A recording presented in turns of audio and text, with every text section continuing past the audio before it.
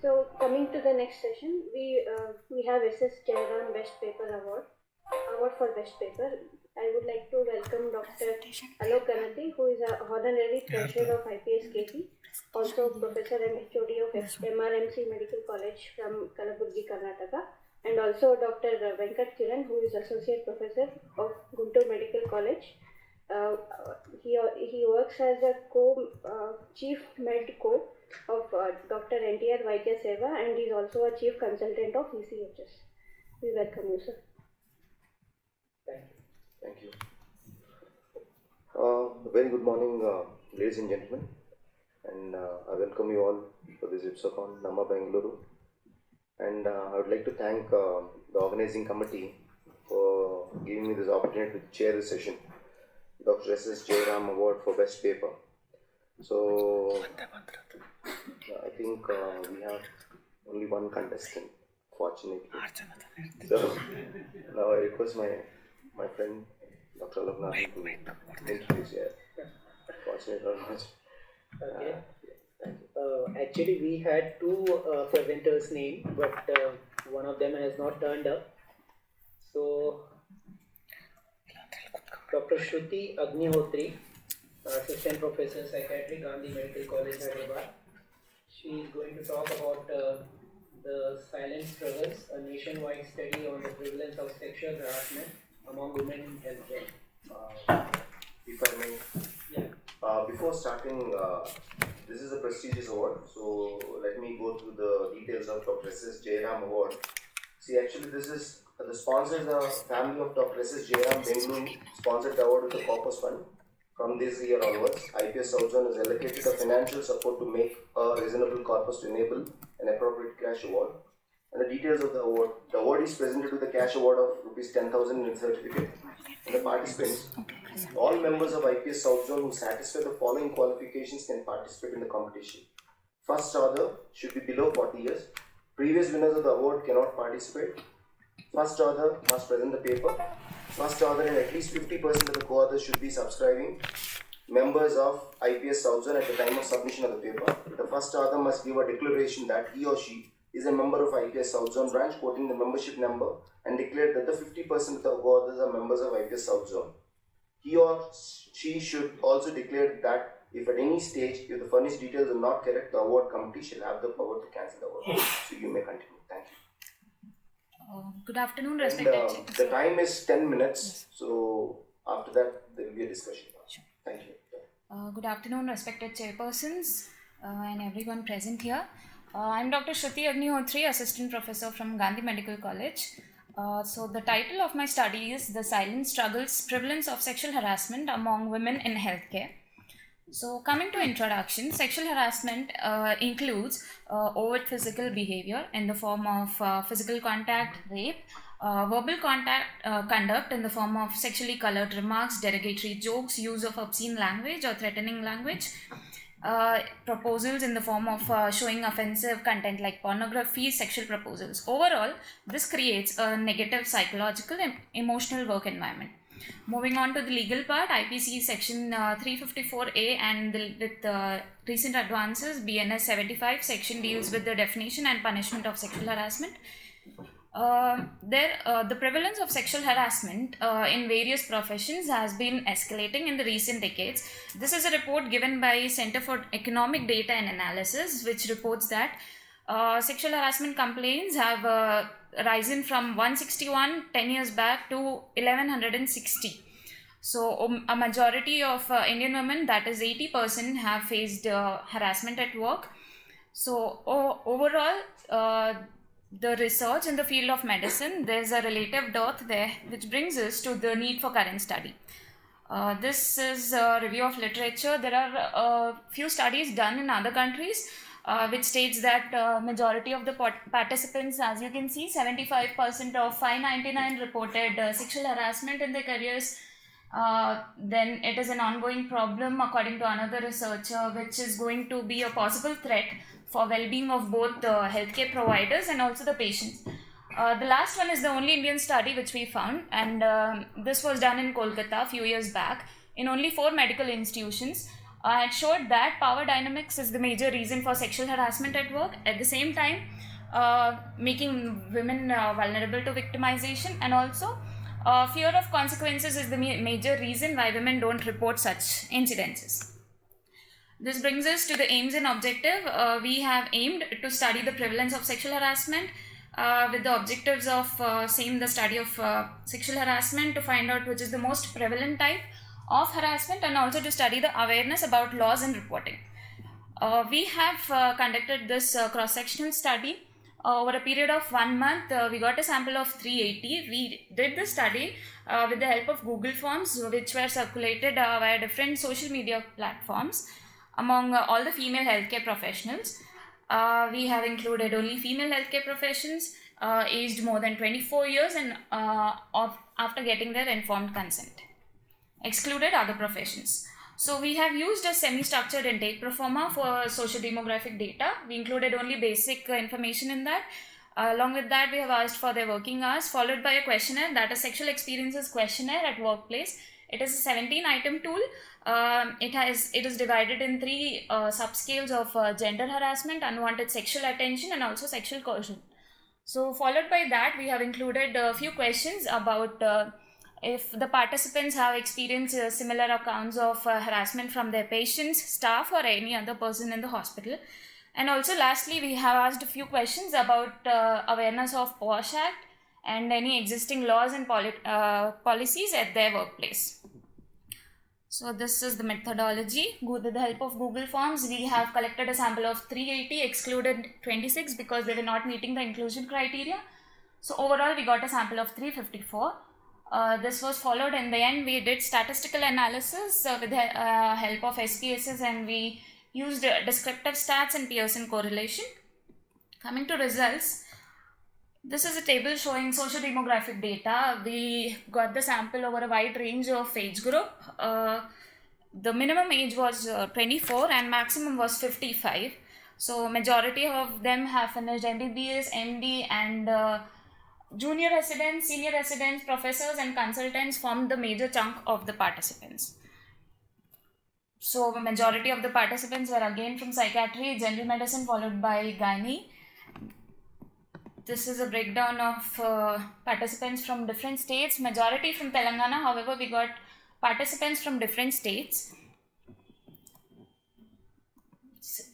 So this is the scale which we have used to assess sexual harassment by supervisors and co-workers. So this is the first subscale, and we found that almost majority of the participants were sometimes exposed to this kind of gender harassment in the form of they were told sexual stories or offensive sexual remarks were being made. And moving on to the next subscale, which is unwanted sexual attention. As you can see, a majority of the participants again reported that sometimes they were exposed to staring, leering by their co-workers, touched in an appropriate way. The last subscale of sexual coercion, the numbers might not be very large, but it is alarming and also concerning to see that a lot of participants were always felt threatened at their workplace. They were afraid. They were made to feel afraid because they were not sexually cooperative. At the same time, they were treated badly for refusing to have sex. So overall, gender harassment was the most prevalent type of sexual harassment, followed by unwanted sexual attention and sexual coercion. So this is a diagram which is showing sexual harassment by others, not by supervisors and co-workers. So they have reported that harassment was also by patients, attenders, others, which included security guards, OT technicians, lab technicians, clerks. So the common places where harassment took place was OP, wards, seminar room, doctor's room. Others was parking lots, escalators, lobby, corridors. Coming to laws and reporting, a majority of women have actually reported that incident, but however, the number again is small here, but it is concerning that few of the participants were threatened to not report such incidences. Then moving on to the awareness of POSH Act, majority of them didn't know the didn't have enough and adequate information about the POSH Act. Again, majority of the participants were unaware of any existing rules or policies at their institute. We did a Pearson correlation between sexual harassment and working hours. It was negatively correlated, however, not statistically significant. Moving on to the discussion, it is a widespread and troublesome problem, as we have seen, and it is spread over a wide range of age group from 20s to 50s, showing that no age group is immune to this. The most common participants were the vulnerable groups like residents and interns. They are vulnerable because of the direct patient care responsibility, because of the hierarchical work environment, and also they spend more time in the hospital. Nevertheless, it was staggering to see responses from the higher levels of hierarchy, showing that no level of hierarchy is again immune.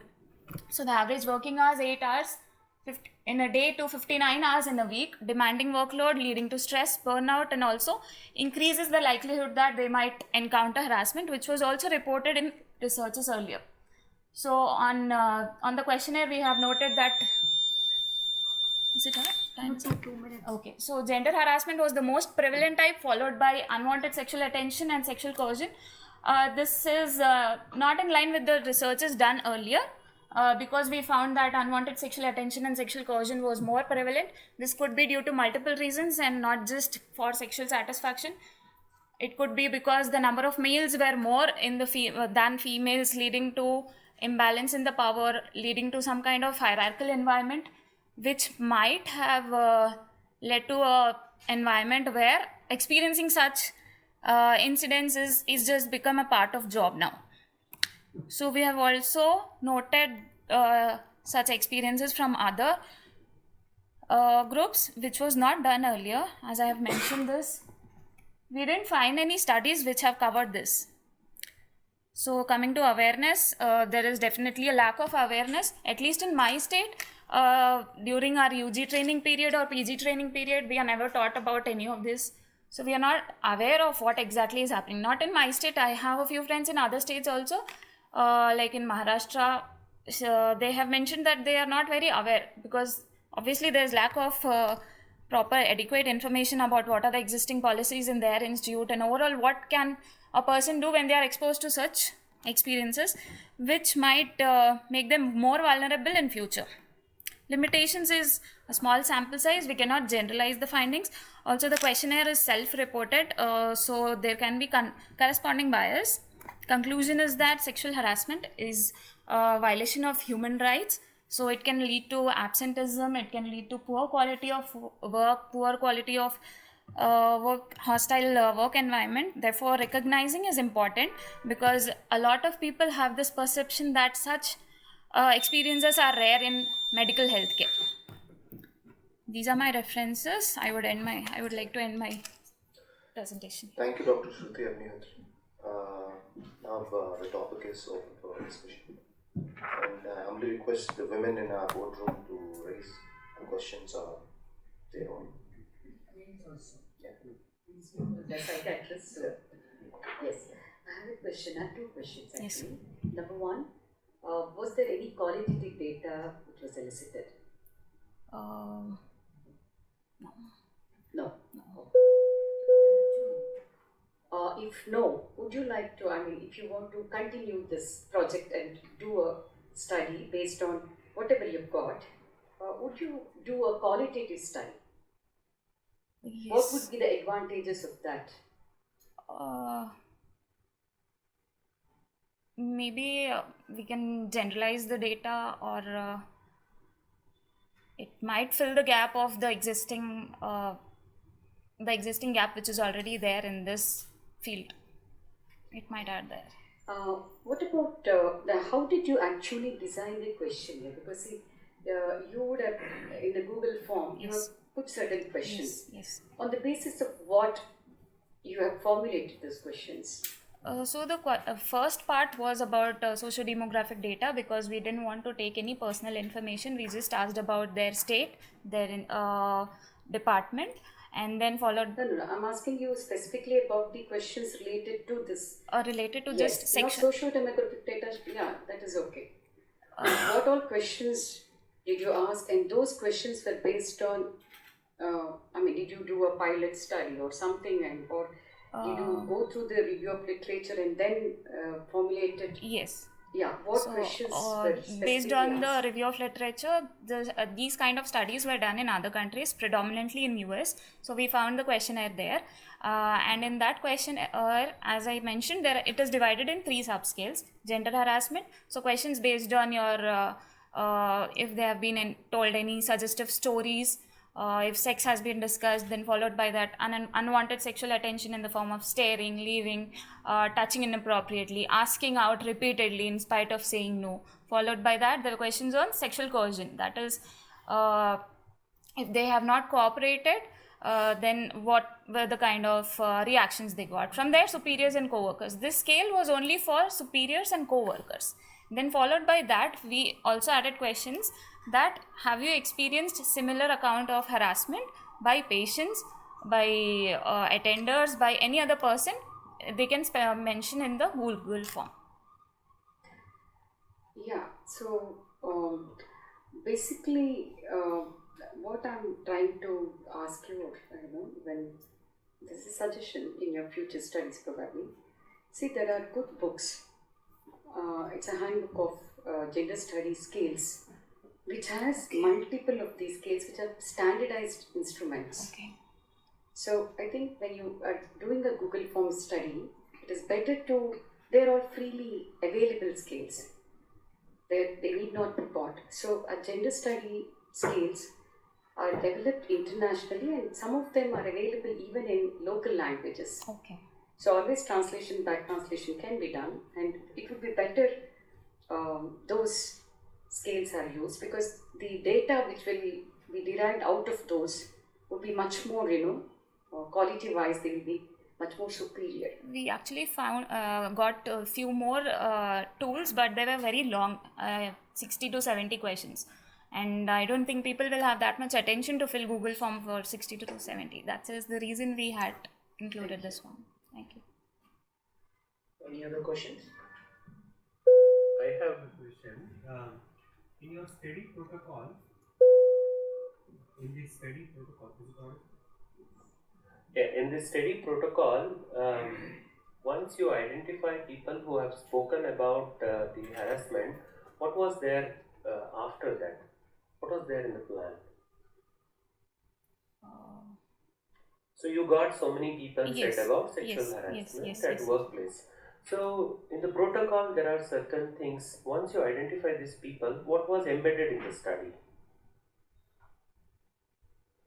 Okay, so the major aim here we had was we wanted to bring the number out, at least that these many people are actually exposed, because when the incident occurred, there was a discussion with a group of doctors and psychiatrists. So one of the psychiatrists, I will not take his name, he said that there are no such accounts of sexual harassments. It's just people making it up. If there is something, just show me the data. And surprisingly, there was no data from our country. So we wanted to bring that out. No, that's now that we fine. have That data. the intention is okay. Yes. In the study protocol, if you find a person who has had the sexual harassment, it is obligation to offer the Yes. thing. So, Yes. But in your study, we did not find that. That all these people who spoke should be given the choice that they should be able to talk about it. That's the ethical aspect of the study itself. Okay. You have a question? Actually, as a follow-up question to sirs, you mentioned a lot of stakeholders. You mentioned doctors, including psychiatrists, who had these comments. How is the privacy of these? Because you said it's a Google form. Yes, yes. So and we are all under the Data Protection Act of recently it has come out. So it's now very much an obligation. So how did we, especially given that this has the sensitivity of gender-based violence here, so how did you particularly ensure the privacy of the respondents? Privacy in terms of questions or in terms of how the form is shared and if there's any All the questions. So if you collected what kind of data, any personalized data if you collected, how did you go about Apart ensuring from- the privacy? Who all handled the data? So it was exclusively handled by me, and my all the responses I was getting it to my personal email account. It was not shared even with the second author. It was only my Google which was. So it was you and Google. you know. Yeah, yeah. So it becomes a very important issue. So I'm part of a team that has built an app recently. Okay. And it's only when we were building it that we realized that how difficult it is to not collect personalized information with the intention of obviously not doing so throughout the process, especially in the case of individuals who have gone through sexual harassment. And I completely second what Sir said, that there should be an actionable plan. So these are victims of sexual harassment. We don't know what the level of trauma they have. Do they Yes. have any PTSD symptoms? Yes. So that would be a further, maybe a follow-up study to this. Yeah.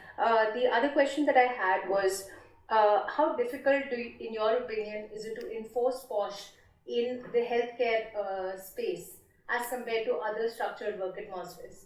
So currently the labor laws are not, so unorganized sector are not even going towards. In the organized sector itself, how difficult is it to enforce POSH in a healthcare system as compared to the other organized sector?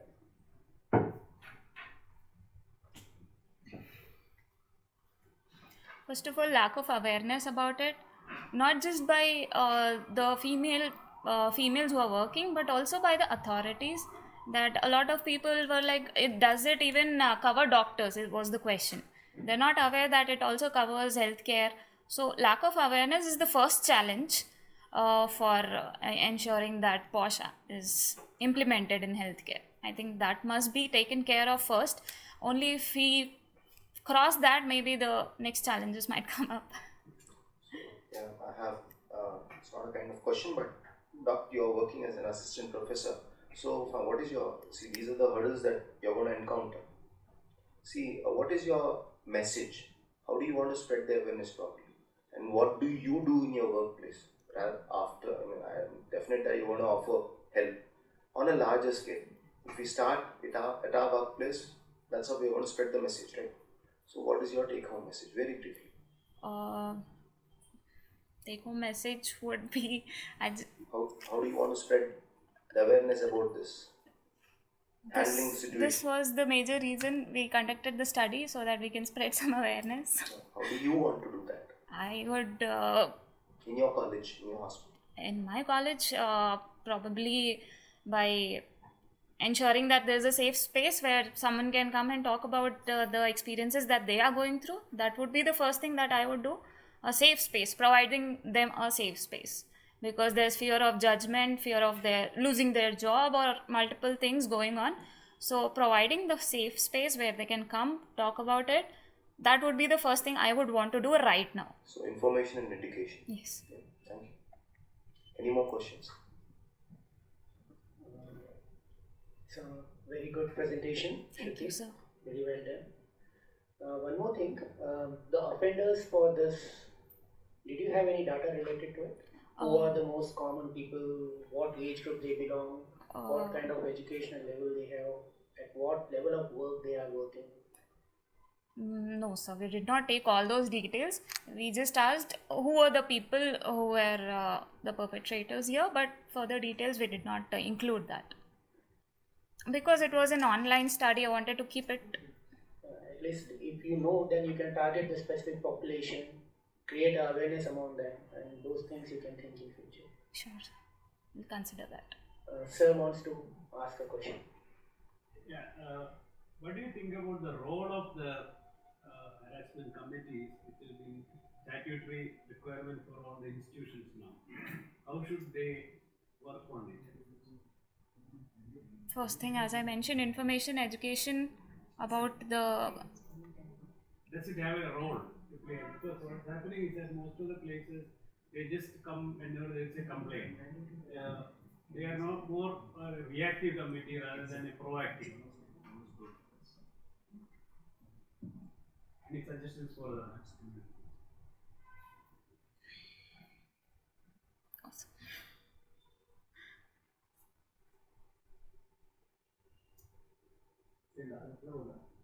Please, you can ask. Sorry, I came late.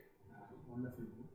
You know what is the date? What is the actual data of internal committee inquiring all the corporate POSH cases? What is the data you have?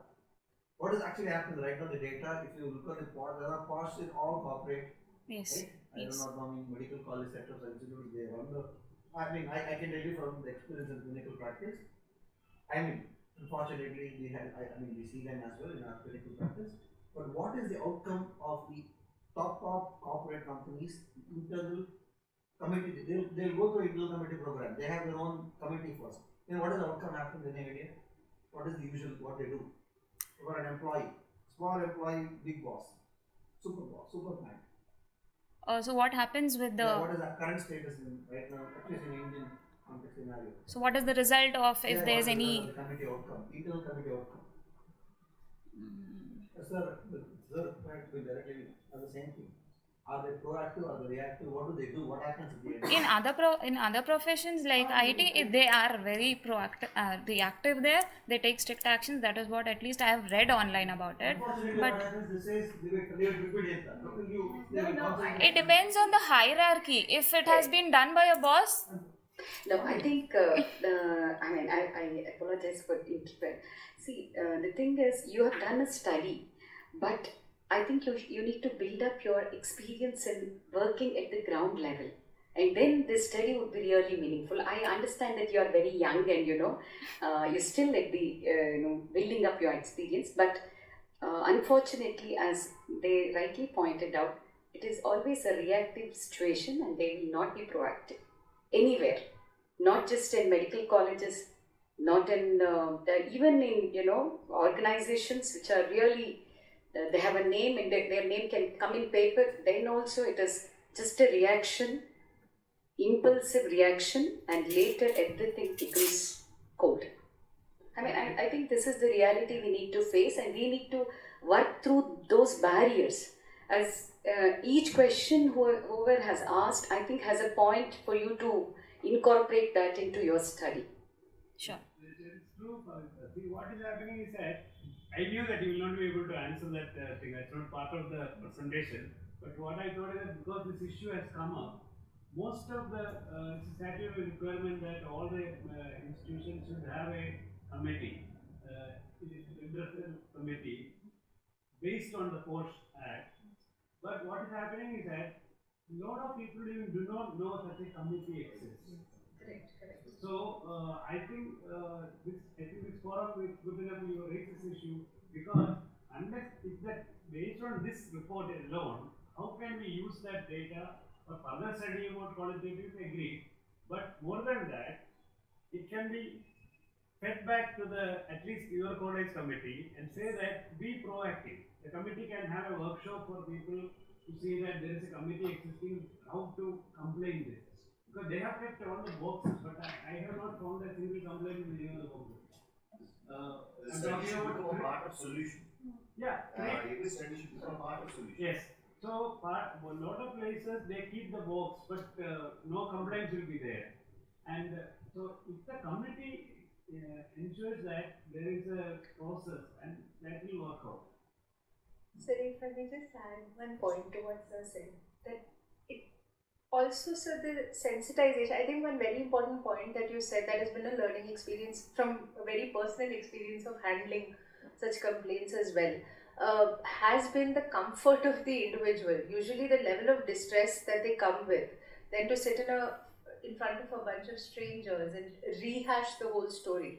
In fact, I'm not going to mention where, but a friend had actually told me that while she was repeating this entire distressing story of sexual harassment, which was very distressing to her, the person sitting in front of her was eating a samosa.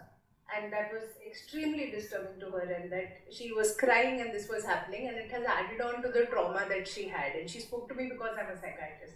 So she said, is this the state of... It should be like a confession set. When you speak out, you should have that. Yes, sir. So, like confession, a close one. Where you can free association. The dignity of the profession can't be used as because it's Whatever you're trying to open internal. But I don't think you have to confront all the people, right? While you are explaining. No, but they should be, that is true, but then our legal system has not been so user friendly, and that we have to accept. So I think it also boils down to creating awareness, not just awareness of the POSH Act, but to become, more empowered, just to say no. Those things I think will really, what? When I felt it. You need to empathize, right? Empathize, and also if we were ever to be part of an ICC, we must always be aware of, as mental health professionals we are aware, I believe, but even sensitizing others who may then be part of ICCs. The level of empathy that is required, I don't think that comes very organically for many other workspaces. But for us as psychiatrists, I think we can educate them on the importance of empathizing when it comes to. Another problem is that a lot of colleges, they do not know who are the members of the committee. I'll come to that point itself. Because most of the time, as Pavitra brought it up, there is a facility where actually they can go and meet a person, one of the members personally and talk, and then they can express that I do not want to be part of the whole group. But unfortunately, a lot of people do not even know who are the members. And in one of the colleges, when I asked that there is a committee like this, what is who is a committee existing in our college? Okay. So that is a level of Some SOPs has to be made. mandatory. It is mandatory, and every person has to know this. So that's an important issue. I think from that angle, IPS also has been taken about. Some SOPs has to be made, mainly do's and don'ts that can be put on the display. And what do you mean by sexual harassment? Good touch, bad touch, those are things, verbal sexual harassment. There are many things which you need to address. If the committee is proactive, there are a lot of things can be brought down. And individually, as you told, some people are comfortable talking in front of everyone, some people are not comfortable talking in front of everyone. And one of the ambiguities So that can be done. Sexually colored comments. Definition of that. Yeah. Now, where it will end and where it will stop. Those are some of the things that be educated. In your findings, what was the commonest sexual harassment which you found out? The gender harassment, that is commenting about them, the sexually colored remarks, sexist remarks based on their appearance, staring at them, leering at them. These were some of the most common. Sometimes some people consider that is culturally acceptable also. Exactly. And work ethics, chalta hai, karta hai, those things do come up. A lot of people were unaware. When I was actually talking to them, my colleagues in the department, my other female colleagues, they were like, is this, and the other departments, not in the psychiatry, they were like, is this also sexual harassment? Yeah, it's normal, staring, everyone stares, so there is a lack of awareness here. I don't think, just staring is not what they meant probably when they answered. And this was a Google form, so its utility is limited. Okay. So that is why I said, now if you had a qualitative study, you would get, though lesser sample, maybe 15 only you will be able to this thing. But they would tell you why just staring like this is not sexual harassment, but looking like this is sexual harassment. I mean, the victim would be able to tell that. Yeah. I think all the women in the room agree with you. So I don't think it cannot be culturally accepted, certainly. That should not be. Probably, That should not be. Probably what would have been done is that corollary to this findings, you have gone for an in-depth interview rather than even Individualized, focused. A focus group will not help in this. To get the Go for in-depth interview and then come out of the fields and then let us look at the that Only Google form may not give you proper that answer. will give us not for the study, that will give us a clear set idea about culturally relevant and culturally inappropriate issues. That will answer the body in undergraduation courses and that this is how what not to do. At least we can educate our students. No, what I think that there is a good opportunity for this committee to become proactive and start having programs in the colleges. I think you can take it. I think Madam is good enough to start up with this, and IPS South Zone should take up this issue in a good way. I think we had a good discussion on this. If there are no further questions or comments, we will end this session. Thank you, Dr. Shruti, Thank you. for your presentation. Thank you, sir. Over to the organizers. So with that, thank you, sirs. Thank you so much for the discussion. I think all of us had a very enriching experience in this discussion. Thank you, Shruti, for the presentation. It was really the need of the hour to bring out such studies as well, and thank you for taking the first step in that. With that, I think